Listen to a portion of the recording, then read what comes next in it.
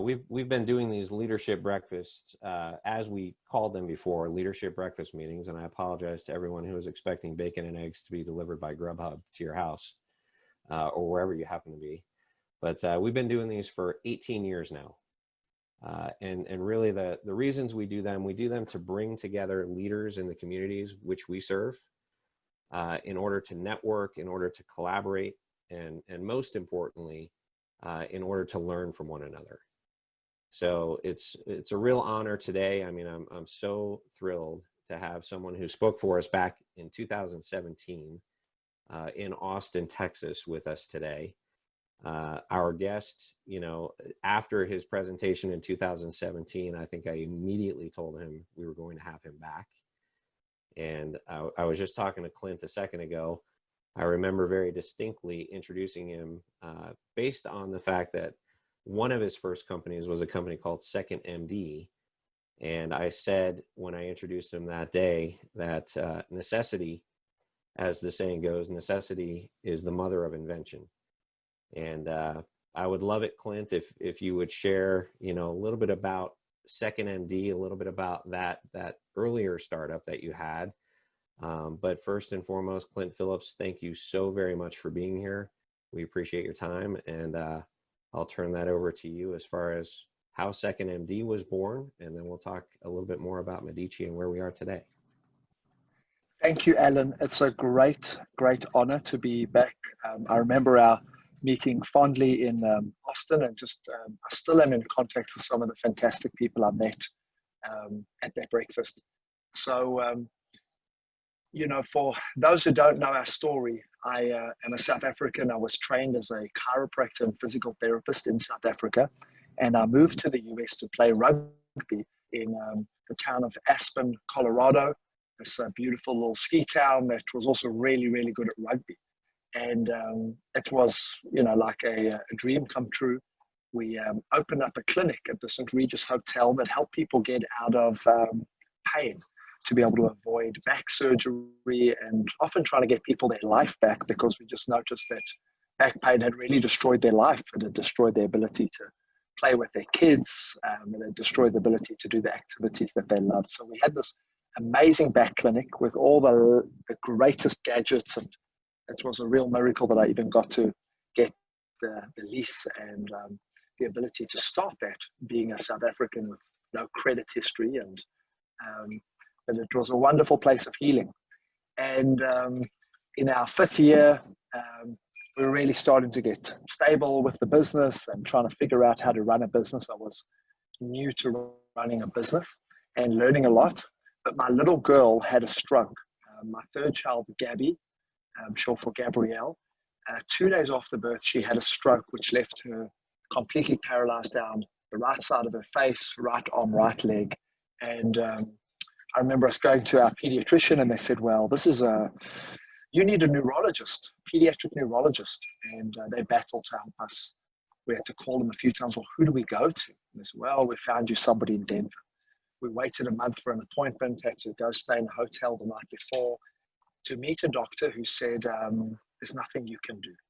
And we said, what do you mean? She said, well, maybe she'll develop some abilities and she could go to college, but she'll be in college in a wheelchair. She'll never walk, she'll never talk, and she suffered severe damage to her brain. And you can imagine, if you've got kids, there's nothing worse in the world that you can hear other than maybe your child has passed away. So a very difficult time, and we said, like, God, what can we do? And so we thought, you know, we don't know if this doctor we spoke to was a good one, was a bad one. You go online and you can't figure out if your doctor's great. Everybody says, oh, my doctor's the best, but how do we know? So we made an appointment with a pediatric neurologist at Texas Children's, and we were excited. They looked like this was a top hospital for pediatric neurology. We waited 4 months for the appointment, and when we got to the appointment, after all the paperwork, all the waiting, they said, oh, we're sorry. The doctor said, I don't work with stroke, so I'm going to refer you to somebody who does work with stroke. And that was a 3-month waiting list. So 7 months, you've got a baby that's paralyzed, not learning how to walk, not learning how to crawl. no way for them to crawl. So, how they're ever going to do stuff. So a lot of prayer during that time. And the idea for second MD came. What if you could have a second doctor that was the best in the world, but you didn't have to travel to see them? You could access these doctors, because we were from healthcare and we had no idea how to, find the right doctor or be able to engage that doctor without flying around the country for the next 5 years. So we started a company that would get the world's best doctors and a network of doctors that you could access virtually. This was in 2011 we launched. Specialists had never done a video visit in their life. Some of them had picked up a telephone, but this was a whole new world. And there were a tremendous amount of challenges ahead, most of which we didn't know. But we started Second MD and said, we're going to make easy access to the world's best doctors. And that launched in 2011. And today that business is in great shape, helping. We have over 6 million members now in the US. So that's fantastic. And I gotta tell you, Clint, I mean, seeing the pictures of you and your family and Gabby on vacation and how well she's doing today, I mean, it's just such an amazing story. But I think a piece of what you've told in the past is that you had the resources, you had the ability to do those things and travel to those places. And one of the reasons that you wanted to launch was because not everybody does. Not everybody has that ability or the resources to do what you were able to do. Yeah. We knew that if we were having this difficult a time, and I had a healthcare background, I had money enough to get on a flight to go somewhere. What does a single mom do who's working as a secretary at a company and something happens to their child? I mean, it'd be impossible for them to navigate. What happens to the truck driver who's got this, terrible condition that nobody understands, and they don't have the wherewithal or capacity, in their life and their job to be able to go and find out who the best doctor in the world is. So it's been one of the most incredible parts is the fact that not only do we provide the service now if you're an investment banker at Morgan Stanley, but this service is now accessible to every truck driver of waste management. It's done such an incredible job for waste management that they said, you know what, we're going to give it to the spouse, the children, and now they even give it to the parents.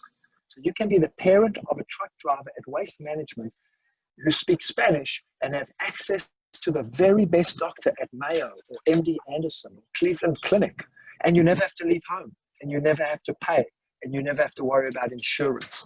So those are the things that get you really excited, especially when you hear that you've helped somebody solve a cancer or a surgery or something that they just didn't know even where to go, what to do. That's amazing. That is amazing. So now to today, so that's Second MD, but today you own a company that a lot of people are calling the preeminent remote care technology provider for doctors. So you're now running Medici, and Medici is going gangbusters. So much so that at the end of March and the beginning of April, I believe the growth was over 1,000% of this year. Not of last year, not of the year before, but of this current year that we're in. March and April, which are very difficult months for people to even, look back on with any sort of, positives. And you grew more than 1,000%. Tell us a little bit more about Medici. Alan, Medici is the ability to text with your doctor, your psychologist, your veterinarian, your dermatologist, bringing all your providers into one place. And it's a tool for doctors to be able to have some quality of life again, to be able to go on holiday. I'm sitting here in Mexico, and via Medici, I'm able to help patients if I want to, and be able to be with my family, yet still provide great clinical care. So we want to do, to be a type of Uber for healthcare, but we wanted it to be with doctors that you know, who you have a relationship with, who have your medical records. So those are the things that we had really tried to solve with Medici. For the last 3-4 years, it has been really, really difficult because we've been going to doctors saying, hey, there's this thing called telemedicine and it's the future and it's going to be amazing. And by 2024, you're going to do more virtual visits a day than in-person visits. And you know what doctors told us? You're dreaming. I'll never do telemedicine. You can never have a quality experience with the patient when you're not in the room with them. I need to feel my patients. I need to touch their patients. We're like, doc, this is happening. Trust us. And they didn't. And so we've been beaten up for 3 or 4 years with doctors just saying, telemedicine, I'm too old, I don't want to do it. And then this thing, COVID, hits, and all of a sudden, doctors have a choice. Either close down my practice and go out of business, or figure out how to do telemedicine. And so we start getting calls from doctors going, hey, I need to get on telemedicine, and I need it today, where they were telling us maybe 10 years. So it was really phenomenal for our business. We had, 1,400% growth, I think, between like Feb and March. So it was just unbelievable. A lot of teething problems come, but I'd much rather have growth problems than, the other way. But it was, a lot of the fruit of the work that we had done, because we had nothing to show for all the incredible technology and the incredible platform that we had built. We had very little to show. Over 3-4 years, and then just overnight, everything falls into place, and everybody thought you were stupid now says, hey, even our investors were like, hey, this telemedicine thing looks legit. So you feel a little better about that. But it's, it's a big, fast-moving industry that we find ourselves in the middle of now. Right. Yeah, congratulations on that, because, there certainly is the other side of the coin for a lot of people right now. But so you and I spoke earlier, Clint. We have questions that came from folks when they knew that you were going to be our speaker for today. But I want to encourage other people, please go, to Q&A or to the chat function. If you have questions for Clint, just feel free to throw them in there for sure. But we do have some that already came from the field that I'll just kind of throw out there as well to keep that conversation. But I really, we've had the benefit of just kind of talking to a lot of people previously on this call. So a lot of the folks have not had the insight that I do into your style of leadership, who you are as a human being. I sent out the prep, or I sent out the invitations to this, just talking about the fact that you are the type of leader, and I know this because I know some of your people, who has the ability to lead with your head and with your heart, that you care as much about your people as you do about the business. But I'm curious, even with all of that, Clint, even with all of those natural instincts that you have, what are some things that you have had to adapt to or to change personally in your own style or approach during these specific times? Oh, you muted. You got most of that right. I do lead with my heart and my head, but I must say the mistake I've made is I've often put the mission ahead of my own people. So I have been very focused on, we've got to help more people, we've got to raise the quality of our game, we have to build a better business, we have to provide care. And I've often put the mission ahead of my own people, just, throughout my career, thinking the mission's so important, my team will understand if, I'm not really attending to their needs and worrying about their growth and worrying about their careers. So I've very often fell for that of like, well, the mission's so important. When we get the mission sorted out, then I want to be able to care for my people. And so I have, made a lot of those mistakes, and I'm trying to get better, especially at this time where my own people are going, am I important? I know the business is going great places. I know the vision's exciting. So I have had to grow very much personally to stop and look at the people around me to go, do they really felt cared for? Because I've had a few Glassdoor rankings that have broke my heart, where people did not feel loved and cared. And I loved them and I cared about them, but I was not taking the time to show that or to invest in that. And it's cost me quite a bit over the years. Yeah. So, yeah, and I think we all know what that's like. I mean, I know everybody on this call, I don't look at Glassdoor anymore.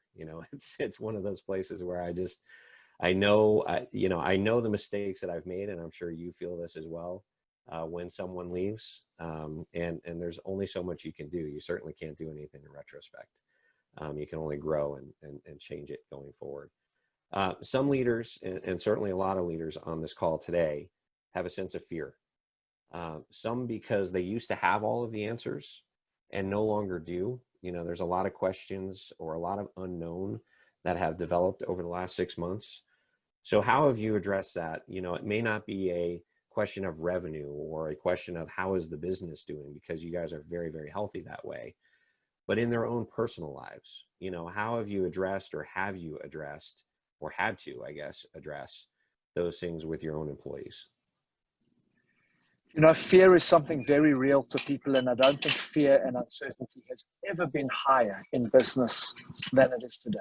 I don't know what it was like in the Great Depression, but I can tell you that I sit on boards with CEOs, and the level of fear and uncertainty in the CEOs and their companies is huge.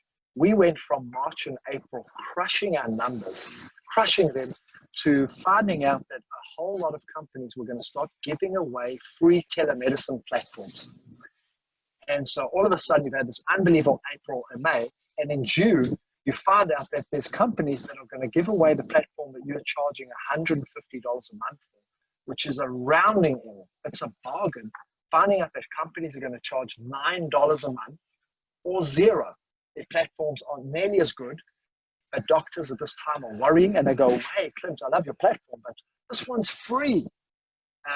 Knowing that we'd be bankrupt if we had a free platform or a $9.99 platform. So the uncertainty and the fear that can creep in very quickly overnight of like, well, what if our doctors leave? And all of a sudden you have a month where you lose a lot of the doctors. It's very easy for fear to creep in. For me, I try to be in businesses and situations where the mission is so important that it's, it doesn't allow me the ability to go, well, maybe I should quit, or maybe I should, give up and realize this was a mistake. I have to find a way to pivot. I have to find a way to be able to go on, we want to change healthcare. But can you really change healthcare when there's a platform growing much faster than yours because they're giving it away for free, but they're going to mess up healthcare in the way that they've delivered it? So fear and uncertainty, I think, is at an all-time high, but this is the opportunity for people to draw on their strengths, and that's different things for different people. I go to God and say, God, you brought me into this. Help me find my way through this.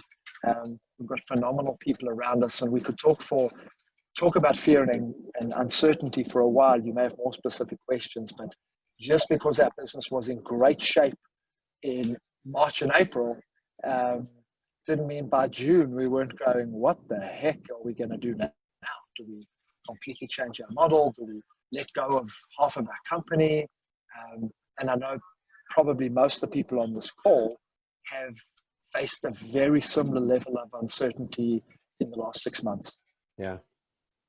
No, and I mean, there's so many books written about it too. I mean, the hard thing about hard things, we're in one of those times right now where decisions need to be made. Is your business truly viable? Or do you need to, again, necessity being the mother of, all invention, do you need to change and reinvent yourself in a different way? So we have a question from one of our attendees here, Dave, who you also know. He said, first, congratulations on the growth of Medici. And while quality of care is a priority of healthcare providers, reimbursement rates impact the adoption of telehealth. CMS, for example, is considering increasing telehealth payments via Medicare. Is reimbursement or just generational preferences of healthcare providers the biggest obstacle to making telehealth a standard versus the exception? That's a great question. There are all sorts of barriers for it to be a mainstream standard of care, and one of them is reimbursement, correct. Even though they are trying to increase it, it's still not enough, most doctors would say, to be able to run their practice that way. So that is a significant challenge for them. The other, as Dave correctly points out there, is just generational. Of if you're used to touching people and getting to know them and feeling things, it feels deeply disconnected. Me talking to this group today doesn't feel nearly as engaged and connected as being in a room in a nice venue, you're looking in people's eyes, you're seeing their body language, you're feeling that. So for many doctors, that's a big shift to be able to go through. Now the patients are saying, this is amazing. I used to have to sit in your stinky waiting room for an hour and you'd give me this garbage paperwork that you never read.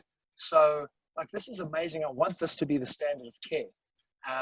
But the providers, like some of the questions that you've sent, are going, you know, much like CEOs and leaders are going, I don't know that this full virtual thing is really going to address some of the issues to be able to deliver quality healthcare. Now there's remote patient devices, there's training, there's all sorts of accommodations that we believe providers have to make. And we've learned from since 2011 with 2nd MD, you can have the world's best doctor on video if they've got all your information, if they truly care, if they'll give you a little more time, they can, of course, they can change your life. They can change your world. So we know it's possible, and it is a big shift for somebody who's used to being patting somebody on the back and say, nice to see you, to now going, oh, I can't see you properly. Is your video on? Speak a little louder for me. What did you say? That's what doctors are dealing with. Doctors are like, I don't want to be doing tech care. And nobody in my office knows how to do, you know, we're not tech reps trying to go, well, go to your settings, hit Bluetooth, and try and enable that. Like doctors, like, I'd rather have them waiting in the waiting room and be able to just see them than dance through all these hoops. So those are some of the challenges that are there. And it's not just, it's a telemedicine question, but it does speak also to the people in other industries who are going, I'm a sales rep, you know, I'm a designer. Like there's just parts of this new world that are not yet working like I really need it to work. Right. That's all great points. I don't know if your team was in an office prior to this, Clint. I'm not sure if you had in office or if everybody was remote, but how have you managed staying as engaged with them since going remote? Has that changed the creativity, the level of camaraderie, or overall pace of the work, you know, good or bad? Yes, you know, we surveyed our population. We were all in an office together. Most of us, maybe 80% of us, were in the office. So, you know, 50 of the 70 people were coming to an office for Medici. Similar things with 2nd MD, and it's been really interesting. There's certain people saying, I don't ever want to come to an office again in my life. I like being at home. I like the rhythm. I like not facing traffic.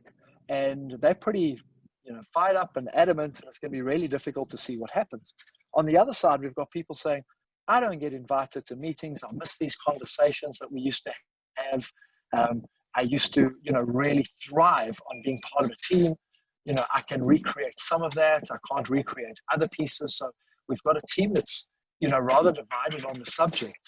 And as a CEO, I will tell you that I think things are falling through the cracks. There are happy people who can be nearer their family, but there are little things that are just missing. There's a little conversation here that doesn't happen, and there's an employee who's not as engaged, and you don't know. Whereas you used to walk past them and you just see their demeanor for 3 days was just not there. You could do something. Now, you know, you jump on a call with 20 people, you know, how things, checking in. So I think it is, I think it's a challenge, and I think it takes leaders with new skills to be able to figure out how to do things. And we've started putting some things in place that are starting to make me feel better about it. Whether it'll ever be as good will be hard to, hard to guess right now, but there are definitely ways that, you know, leaders have to be able to start thinking about their populations and about their people, because, you know, the rule book is changed, and the longer we stay away, you know, school's never going to be the same, you know, where parents are opting for different things. So I think every industry is grappling with, you know, how much is going to come back to normal, or how much is this that we're having right here the new normal? Because next year is going to be a bad flu season. I can tell you next year is going to be a bad flu season. And people are going to say, well, I don't want to come into the office if there's a risk of me catching flu. Whereas before we always just took flu of, hey, just sit further there by yourself, don't sneeze on me. I think you're going to see people go, no, I think the same rules need to apply. I don't want to risk being exposed to flu. I've had the COVID vaccination. So what happens when we have teams of people who are saying, I don't do that? We've got people saying, well, Twitter don't have to go back to work. Google don't have to go to work. Why are you making me come to work? And in the back of your mind as a leader, you're going, because you're not Google. You know, we're not Google. We don't have $187 billion in the bank to tide us through this time. Right. That's perfect. So, and you just touched on a little bit. I mean, what do you envision, changing for the better as far as communication or hiring or leadership as a result of what we are going through today? I mean, do you have any, outlook? Do you have any, suspicions or expectations as to, any things along those lines? Oh, you're muted again. Alan, you're talking about what things we can change as leaders with our companies. Is that Correct. what you're asking? Correct. Yes. So, there's some really simple things. I got this idea from another company is one person every meeting shows us around their house now. So once a week you have a meeting and they do our lifestyles of the not so rich and not so famous. And you meet people's dogs and you see their little guitar room and you see their little porch and you maybe meet their wife or their husband or their pets. And so you have this little level of connection where you go, wow, without a virtual meeting, I never would have actually got those little insights of the person. And they show you their art on the wall and you're like, man, that's amazing. We've got a very similar taste for art and for things like that. So there are these ways to be able to think about creating personal engagement. We've started doing lunch together. So, hey, I want you to have lunch. When we meet, you have to have lunch. There's some guys I meet, you have to have your tea. And we sit there and we have a little tea and we try and make it, an engaging experience. For some of us, we've said, listen, let's not do the meetings standing, let's walk. And we're walking down the road, the camera's bopping, and we're both going on a walk. And at the end of that meeting, you feel wildly different than when you've just sat on your 16th Zoom meeting that week. So I think there really are some very practical ways that we can start to be able to engage one another. I made a horrible mistake in that I pulled all the data and I said to my team, stop being fearful of COVID. Like, COVID is not something that you should be scared of. Your chances of dying are along the way of, a car accident on the way to work. And I pulled out all the data, spoke to all our doctors, and man, that went down like a lead balloon. I had people telling me, I was risking their lives, blood, and so realized just how potentially polarized our companies can be, our offices can be. And so there were some really good warning pieces around just how important it was to be able to make sure that we had the right level of connection, but there were certain things, that were topics for discussion and certain things that everybody would be comfortable with. And then there's other areas that you have to have unbelievable sensitivity with. Yeah, it's amazing. That is certainly one huge thing that's changed, I think, is sensitivity and polarization are huge right now. So another question that we got from the group: how often do you assess the potential threats to your business, and do you see that evaluation process as having changed? I mean, now that we're going through what we're going through, and you never would have thought telehealth would have been offered for free, and now suddenly it is. So that's a new threat. How often do you go through that or inventory that, and how do you suggest others do? That's a great question. I have heard of leaders who will set aside a time monthly, quarterly, annually to be able to really assess threats and to go through that. For me, it's a daily. The ex-CEO of Intel, Andy, says that only the paranoid survive. And now this is a giant, successful CEO with a successful company with patents protecting them. And he's saying that only the paranoid survive. So the idea of always looking over your shoulder, I think, is a very important skill set for a CEO, for a leader today, but one that doesn't paralyze you with fear. Looking over your shoulders and saying, what could happen? What could happen? I send an email every 2 weeks on a Sunday night to my team, and I say, here's what's going through my brain at the moment. I'm watching this new company start over here. I'm watching the industry trend a little over there. I'm looking at the fear in doctors' eyes, and here's what I'm thinking about. And that just really helps my team. And I don't send that to the company, I send that to my leaders, know where my head's at, what risks I'm watching about. And that helps them go, hey, Clint's already thinking about that. I don't have to worry about that. Or, hey, Clint may have not, assessed some issues, some competitors, something there. So I have a 2-week cadence of reporting really my thoughts, what I'm pondering about. But every day, I'm looking at a competitor who's gone public, who increased in value $2 billion yesterday. And I'm like, oh my gosh, that's insanity. What does that mean for my employer clients? What does that mean for my doctors? Or is this an incredible opportunity and I should be trying to go public? So thinking only the paranoid survive, but not using that as a reason to be fearful, but using that as a reason to know what's going on around you, and then moving forward with your strategy with optimism and confidence. Yeah. That's great. Yeah, I think being prepared, if nothing else. When you think back, Clint, to when all of this started, are there things that you wished you had done, or things that you wish you had even done earlier than you did when this all began? That's a very good question. The thought, I was reading commentaries from other CEOs saying, start cutting costs now. It doesn't matter what you think. This is the time to cut. This is the time to reshape your business.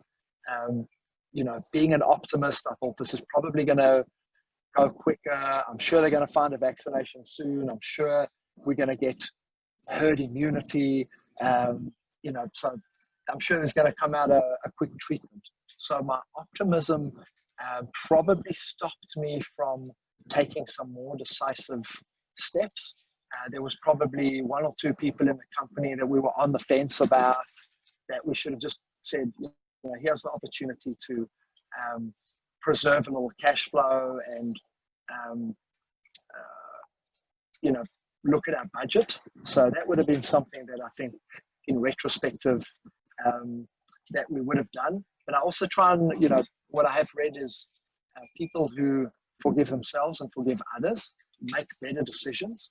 So I have to know that, we have to give ourselves some grace as leaders, because looking back, nobody knew.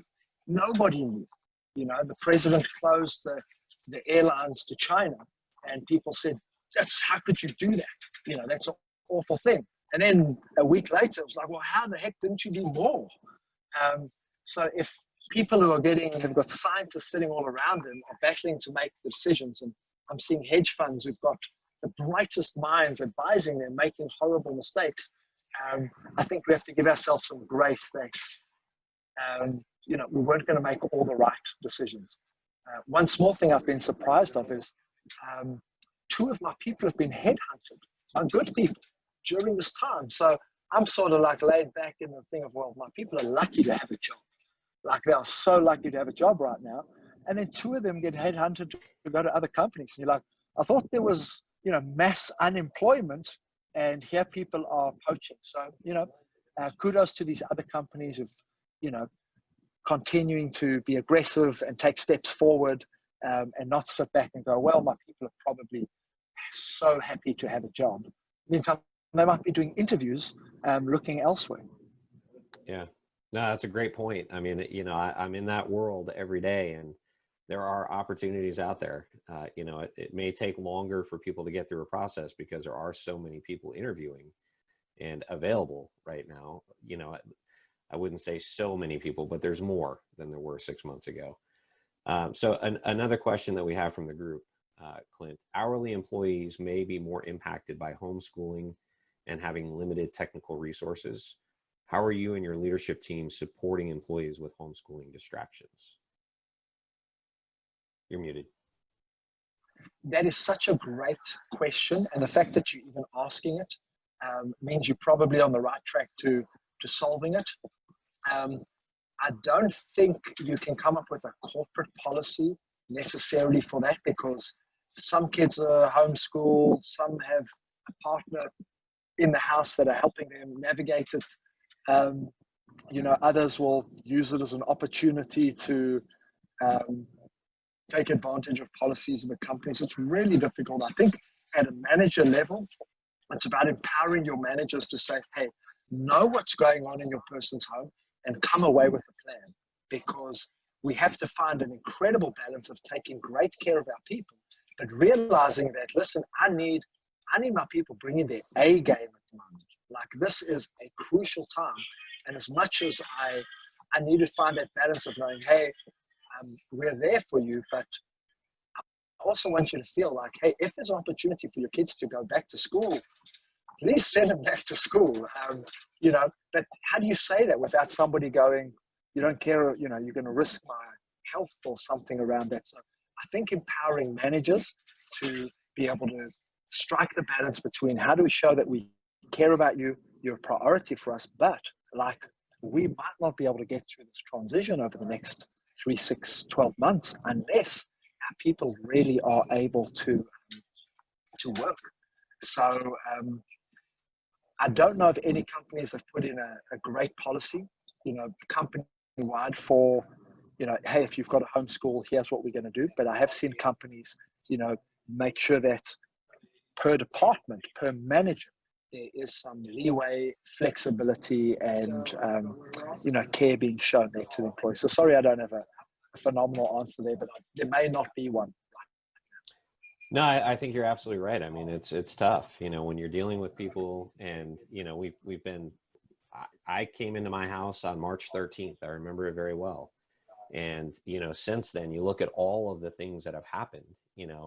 From from COVID to social unrest to economy to everything. And at some point in time, as a leader of the organization, you have to say, but we still have work to get done. We just do. And you don't want to come across as callous. You don't want to come across as, uncaring in any way. And, like I said at the beginning, your people know how caring and how committed you are to the mission. And hopefully, other leaders who have to have those very difficult conversations also have that sort of impression with their employees. It does ease it, I think, a little bit, but it certainly doesn't make it easy. It does not make it easy. Yes. So another question that we have from the group here, Clint, transforming an industry is not easy. Most practitioners and industries are cemented in the way they have worked for decades. You stated that COVID was a driver to get doctors to now move to telemed. What other things have you and your team done and will continue to do to show the value of transforming how doctors work and serve their patients with technology? Yes, this is an incredible time right now where we get to think about what changes can we make. There's so much uncertainty. Just because my industry has worked this way, it means nothing. If your industry has always worked this way, that's the sign that there's somebody in their garage or at a smart person at a big company that's going, we've got to change this.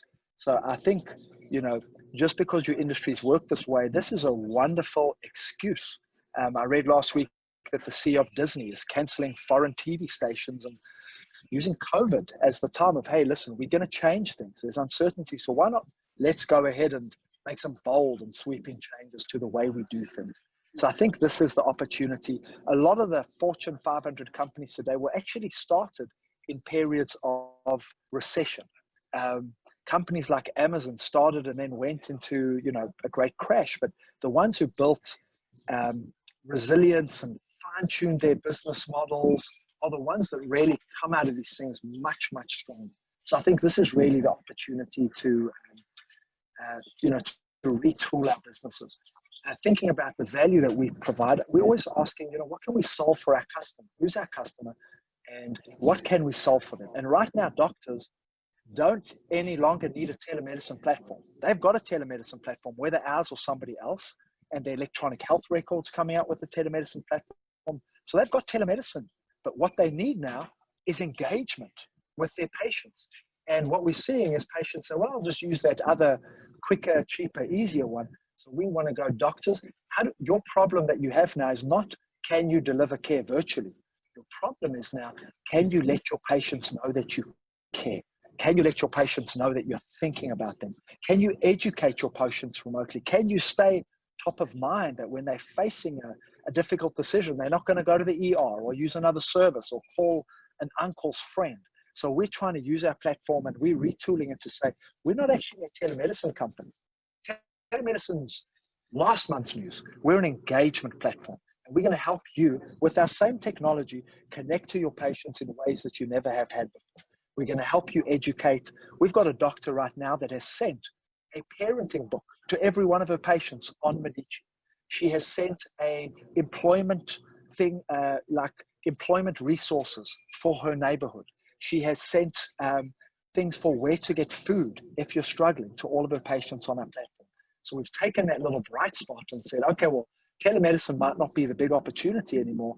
What is the next thing? And I think we all need to be asking that in our industry of, okay, what I do might not be solving as big a problem or not be, where I need to be 5-10 years from now. Let's maybe switch some things out to go for what I really feel is or know to be the right direction for my department or for my company. That's great. Yeah, I mean, the fact that you're turning it into more of an engagement sort of scenario is, I mean, that's just so critical, because I get that. I mean, when I'm doing telehealth right now, it's not, I don't feel engaged. I love my doctor, he's just a great guy, but it's not the same, it's just not the same. Yes. Couple more questions here. So the first one is, productivity has increased as a day is packed with Zoom meetings. Any advice to help teams stay creative when not being able to interact in the hallways? Yeah, Rinken, thank you for the question. The first thing I think you have to question is, has productivity increased? My team, I remember them saying, oh, we are so productive. We've never been more productive than we are right now. And I pull up our metrics, and we are behind on 3 of our 4 metrics. So I said, what you mean is you're busier than you've ever been. But, how do we know it's productive? How would you know that these things, just because you're on Zoom meetings, doesn't mean you're more productive? It might just be that you're sitting in more meetings and busier, or maybe even working longer hours. So I think just questioning, what does productivity look like? Because a lot of people, it's about, I'm working really hard, or, I'm having meetings at dinner time. And I would question, is that productivity? Because your very next thing is saying, well, how do you stay creative? Without creativity, can you be productive? So the question there about, when you're not able to meet in the hallways, I gave the example of us doing a quick little show us around your house. We do little polls in meetings, and Zoom's got some good things there that we'll just poll people and say, okay, have a quick vote on this. Have a quick vote on that. What do you think is going to happen to the NASDAQ? What do you think is going to happen to, your pet? Have you put, who here has put on 10 pounds since COVID? Who's lost 10 pounds? Who's the same? And so little things to be able to try and draw it out of people, I think is very important. I think we need manager training to say here's 10 little ways that you should try and engage. If I hear somebody's kids are nearby, I say, please bring your kids. Let me see them, because they're so worried, oh, my kid's making a noise. Bring your kids, let's talk about it. You see that person's whole demeanor change. You see them relax. You're going to have a way better meeting when the person's like, go away, versus, here's my kids, sorry they'll make a noise. Hey, we all understand that. How are we going to solve this problem now? How are we going to get creative around doing that? So I think creative tasks are a challenge, but we can take time to plan creativity for that. And that's the example of, I do walking outside, doing a Zoom meeting with somebody else, probably a better chance we're going to come up with a solution than sitting there. I do see there's online whiteboards now and things to be able to share ideas, and there are tools that are catching up to be able to try and create, the whiteboard feeling of, okay, if I put this here, you put that. We like flashing pieces of paper. Hey, I'll just sketch this. Does this make sense? I was like, oh yeah, I see what you're saying. Medici's actually just added the ability for doctors to annotate things and for patients to be able to see that on their x-rays. So just trying to create what's even better than in person. You can't draw on my x-rays. I can show my finger. Now they're like drawing all over them and showing them to the patient. So little things. It's probably, to a lot of these things, there's probably 10 small good ideas versus one big great idea. Yeah. No, that's great. Yeah, I agree with you. I think there's a lot of people that confuse busy for productive, and it's tough to know right now if you don't have the metrics. So that's certainly one thing that we've done is implement more metrics and measure, because you don't know if you don't measure. That's for sure. So yeah, Vanitha also just asked a question. So you mentioned that your team has been divided in their opinion of working remotely. How have you been able to gauge the morale of your employees when working remotely? Are one-on-ones enough, or do you have any tips to share beyond that? Vanitha, that's a great question. I'll tell you what we do, and I don't think that we've got it solved. But one of the things is we have a town hall, company-wide, 70 people on the call every 2 weeks. And different departments will present. I'll always speak at the end, and I always put in a Zoom poll. And I want to know how you feeling. And I come up with creative and fun ways for people to try. Just some questions that you can ask, some that are silly, but others that are serious, to try and just gauge the overall pulse. There's a lot of great engagement platforms, 10 plus, that allow you to get a pulse of employees on a daily basis, a weekly basis, a monthly basis, and there are all sorts of ways. The two ways I'm getting is my town hall to be able to get a sense of the level of engagement. I ask people, please put your video on. Like, I want to see your video. If there's 70 people, I'm going to scroll through and I want to see faces. I don't want to see a static image. I want to, or some logo. I want to see your face to be able to just see where people are. We're also trying to get more people to present on these calls. So instead of it used to being the department heads are trying to bring as many of their people in to be able to present. One-on-ones, I think, are crucial, but you have to have a process to be able to trust that if one of your managers feel that they have a bad one-on-one or something, that information is going to make it up to you. So I think you have to have a very good feedback loop with your, I've got 6 leaders that directly report to me. I'm trying to make sure that they're well taken care of, and I'm saying, hey, how are your key people? How are your people doing? Are you having one-on-ones? Are they weekly? Do you feel like your guys are giving you answers? So those are my 2 feedback sources, the bigger group and then coming through my leaders. But the bigger your company is, the more chance there's somebody who's feeling very disengaged, doesn't really have an outlet for that, doesn't really want to complain or lose their job or anything. So it makes it, easier for these people on our team to be able to just fly under the radar in their engagement. We are moving to a platform that we will be able to measure engagement on a weekly basis. And so we're just evaluating a few of those platforms now to see what will be best. Excellent.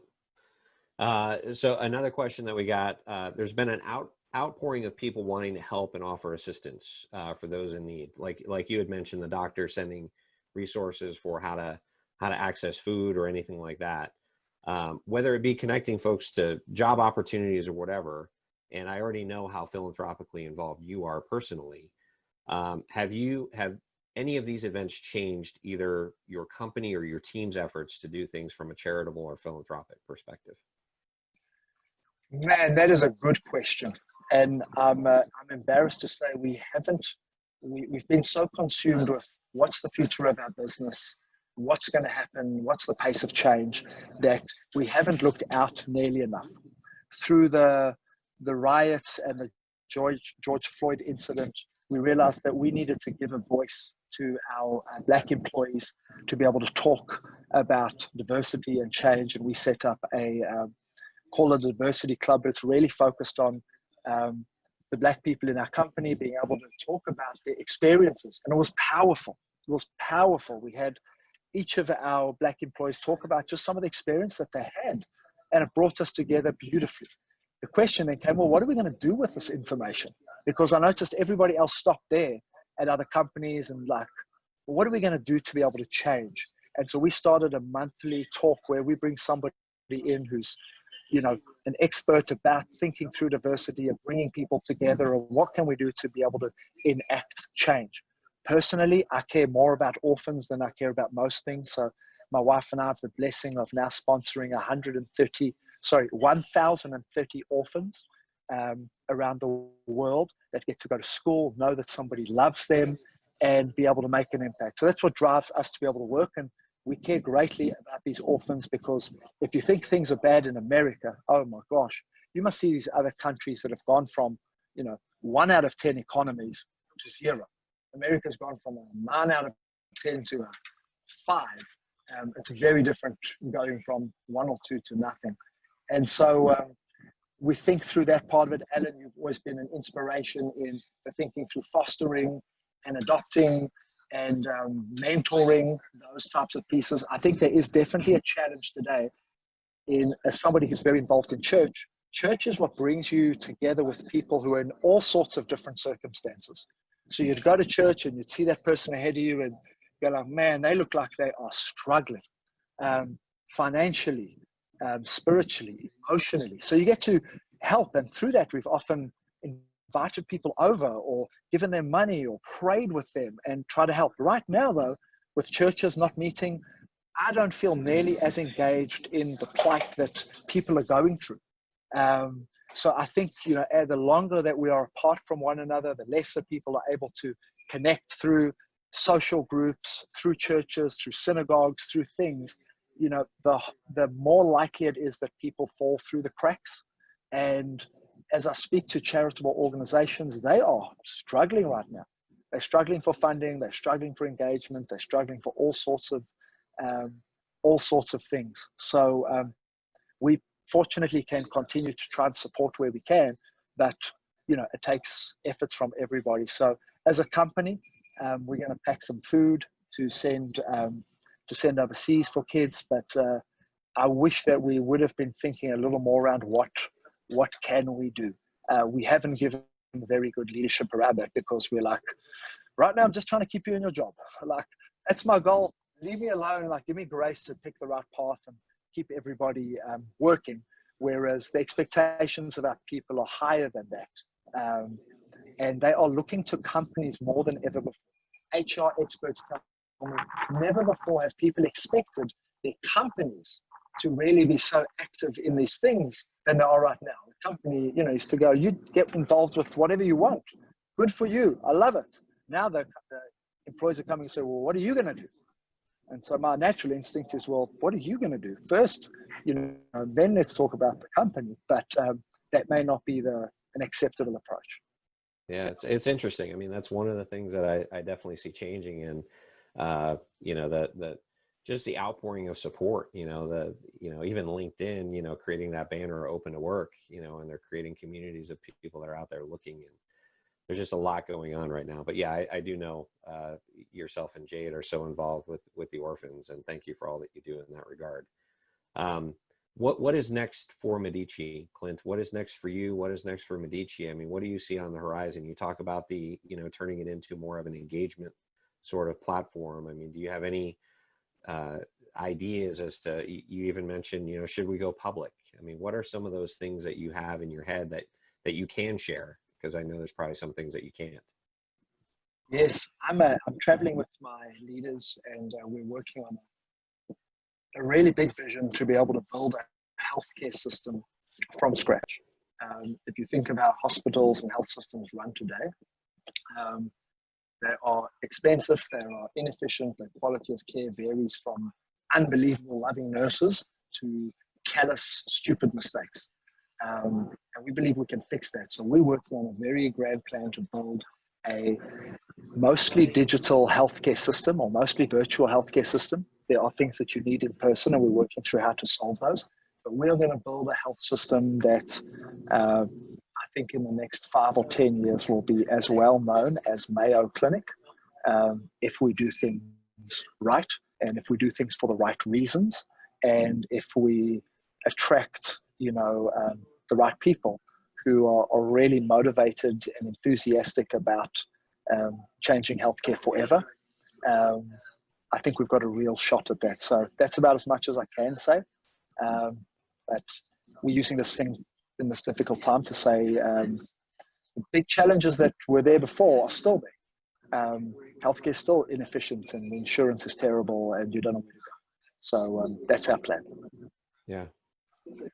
A question from Anthony here. What can we do if we don't work for Medici to help further the mission for making the world better through telehealth? He loves everything that you're saying, but he doesn't want to let the opportunity slip through the fingers. How can we help ourselves and others? Thank you, Anthony. I think one of the best things you can do personally is to encourage any doctor, provider that you know to say, Doc, let go of the past. You can't really say it. Find a nicer way of saying that. I'd say, Doc, this is really important to my family. This is really important to me.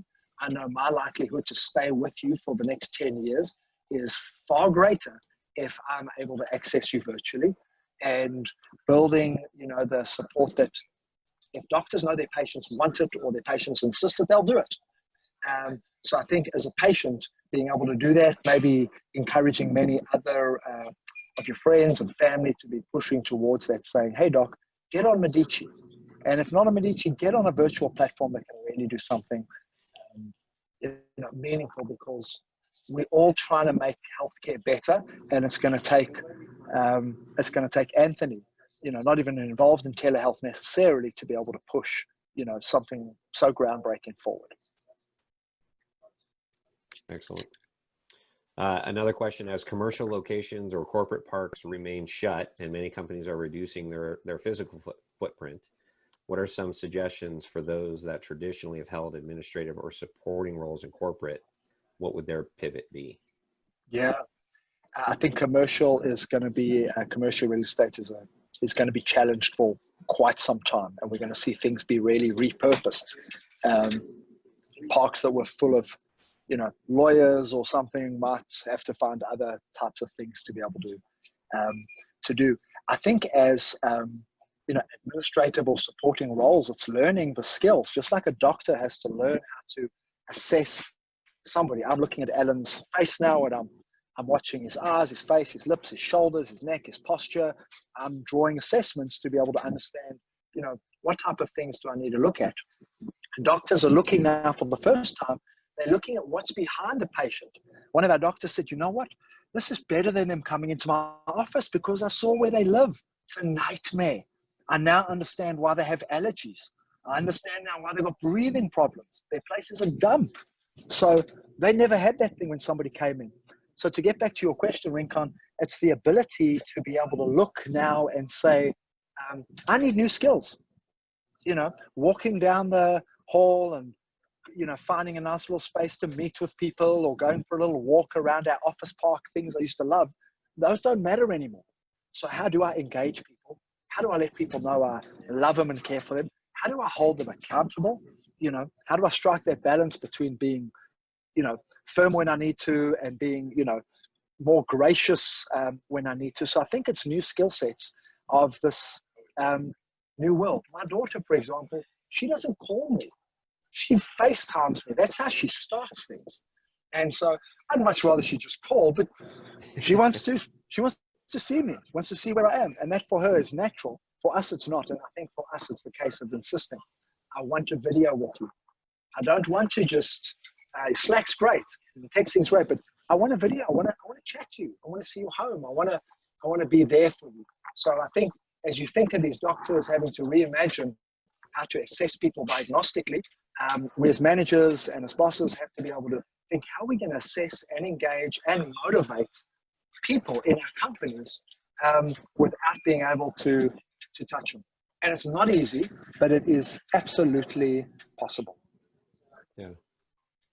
For me, Clint, I would say one of the biggest takeaways from this conversation came at the very beginning, when you were mentioning that we need as leaders to provide ourselves or give ourselves grace.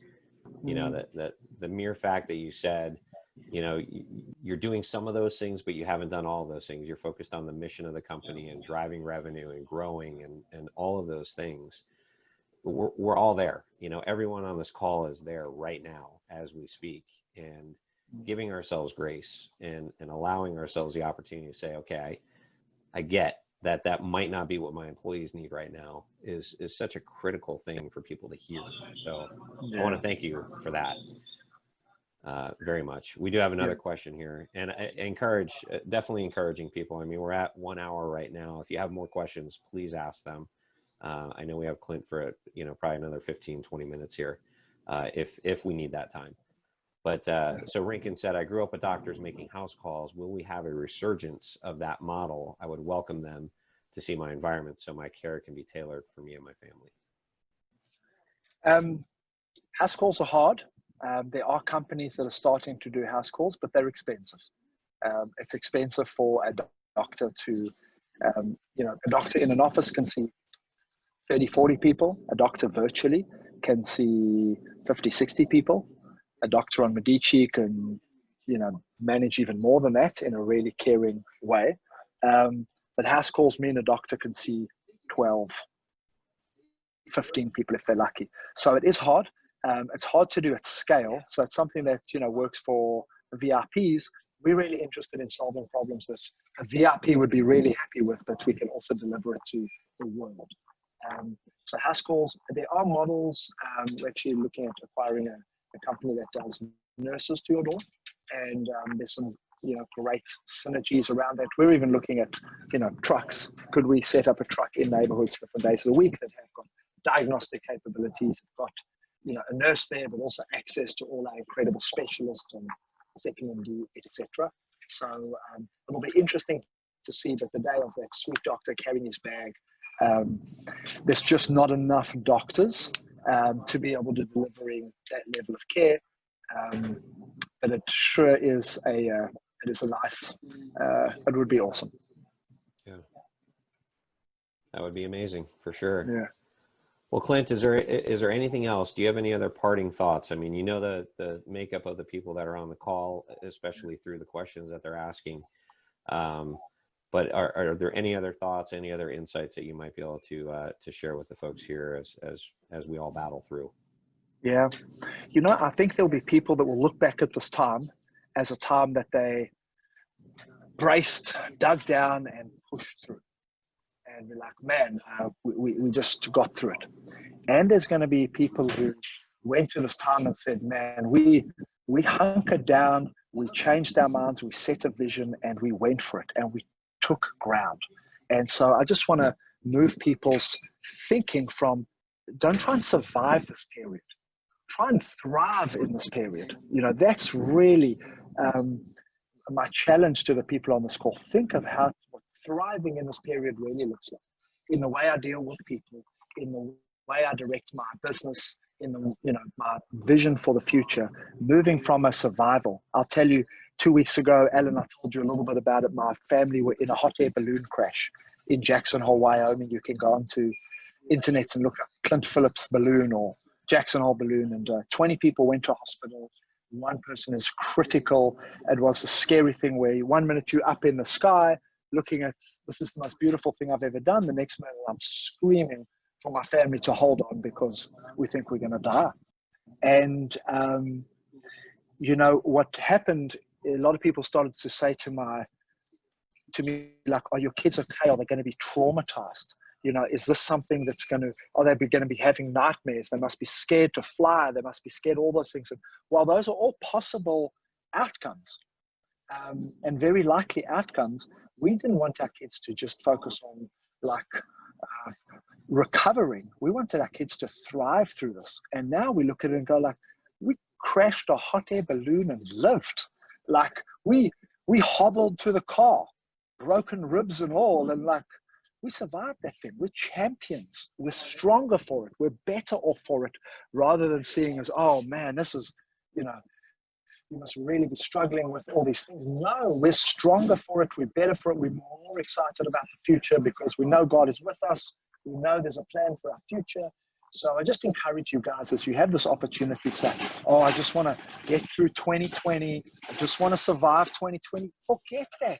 There's so many months left in 2020 for you to go and help people in need, for you to go and help your employees and the people around you, for you to come up with an unbelievable vision, an unbelievable idea for your company. Like, let's look back at 2020 and go, that's when I had my breakthrough. That's when I really provided more value and solved bigger problems for my company, for my family, for society than I ever have before. Yeah. And I'll close. Those are incredible words, Clint. Incredible words. I'm reading a book called Personality Isn't Permanent by Benjamin Hardy. And he says, don't think of your past as happening to you. Think of your past as happening for you. And that's what you just described with the hot air balloon accident. Before we go, I know that there's one other personal question that I have for you. Last we met, you were going to attempt to break a Guinness Book of World Records record. Are you still trying to accomplish that? Did you give up on that idea? Where are you with that? Oh, man. I've got too many people holding me to this, because I thought, let me tell people so I can't quit on the idea. But I set the goal of breaking the Guinness World Record to push a car 1 mile, which means I had to first prove that the other record was a fake, because I realized it was an impossible record. So I had said this summer, I am going to bust that record. I'm going to build legs like you've never seen. I was doing 330 lunges at a stretch and then running up hills, and I was on track. And then I broke a rib in June, and then I caught COVID in July, and then I had the hot air balloon crash in August. And so my training is very behind schedule, but this is what happens. Things happen, to us. This is happening for us, as I like your quote there. And so I will get that record, or at least give a full effort to that record. And thanks for remembering. I'll put it back on my list, and thanks for holding me accountable. I like it. I like it. Thank well, you. Clint, thank you so much. Thank you again for being here. I really appreciate it. And it's just been amazing to have you again. So you heard it here first. I'm going to ask you again for a third time to be on this. So, but thank you very much for being here. I really appreciate it. And thank you for the kind comments there from Kevin, Steve, and others. We really appreciate that. Appreciate your time. God bless you. Bye-bye. You as well. Thanks, Clint.